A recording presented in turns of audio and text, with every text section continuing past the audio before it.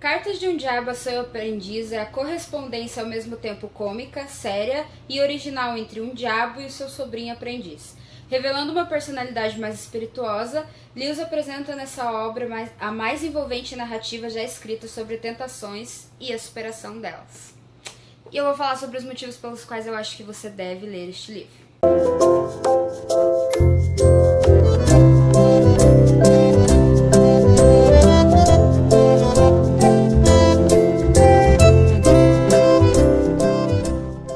Essa edição que eu ganhei da minha mãe no Natal, obrigada mãe, te amo, ela é uma edição especial, edição comemorativa, alguma coisa assim. Foi feita muita propaganda sobre ela quando lançaram, e eu vi várias propagandas, mas sem ter a pretensão de ler, porque eu pensava simplesmente que não cabia no meu bolso, né, gente? E a minha mãe acabou me dando, ela tentou achar os 4 da edição comemorativa, mas só achou esse.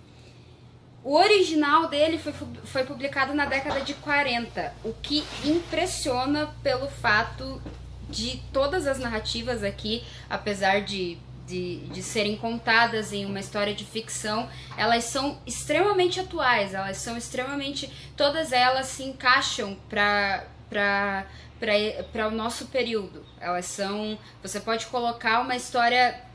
Você pode colocar perfeitamente uma história contemporânea e encaixar aqui.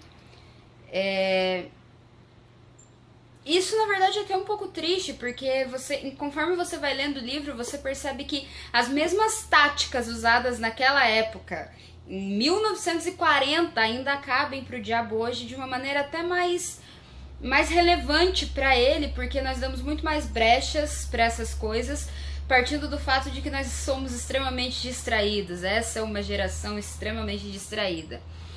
É um livro gostoso de ler. Ele é engraçado. Ele tem algumas partes assim que é quase impossível você não soltar um riso, sabe? Ele tem uma leitura gostosa, uma leitura dinâmica e tudo mais. E o próprio C.S. Lewis, dentro dessa edição comemorativa, tem uma declaração dele dizendo que esse livro foi, de longe, assim, um dos livros que ele mais odiou escrever. Ele acha que é um livro maçante pro leitor e tudo mais, mas a verdade é que eu não conseguia parar de ler. Os livros do C.S. Lewis fazem isso comigo. As Crônicas de Nárnia, gente, eu li, se eu não me engano, em um mês, só que aquela versão que tem todos eles num só. Eu comi o livro com farinha. E esse livro não era diferente. Eu começava a ler e eu não queria parar mais.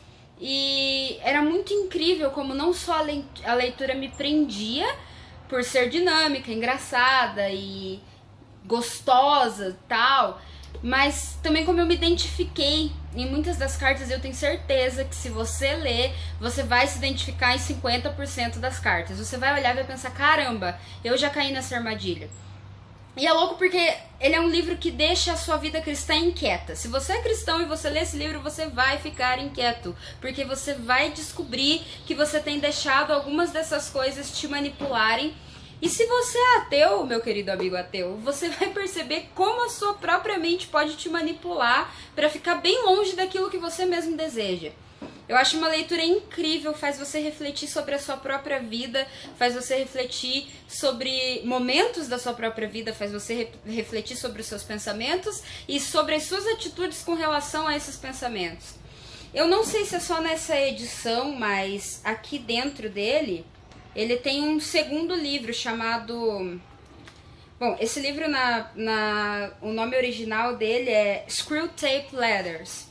E eles traduziram... Screwtape é o nome do demonião que faz as cartas pro demoninho. E eles traduziram como Mal Danado o nome. Gente, brasileiro e as manias deles de fazerem traduções ótimas, né? Enfim. E aí aqui dentro depois que termina as Cartas de um Diabo a Seu Aprendiz, tem esse livro chamado Mal Danado Propõe um Brinde.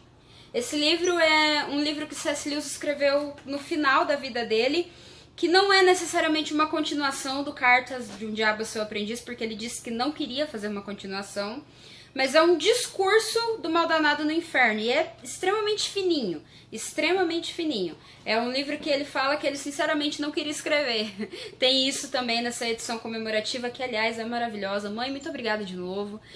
E a minha carta favorita desse livro inteiro, agora falando do livro em si, que é Cartas de um Diabo a Seu Aprendiz, é a carta número 23. Ela é a minha favorita não porque eu fiquei tipo, uau, que incrível, mas é porque eu consegui perceber a realidade daquela carta dentro da igreja. Ele fala sobre como determinados grupos em determinadas gerações crescem falando sobre um Jesus moderno. Eles sempre tentam modernizar Jesus e com isso distorcem coisas que Jesus disse e distorcem coisas da personalidade de Jesus para que Jesus se encaixe naquele grupo moderno.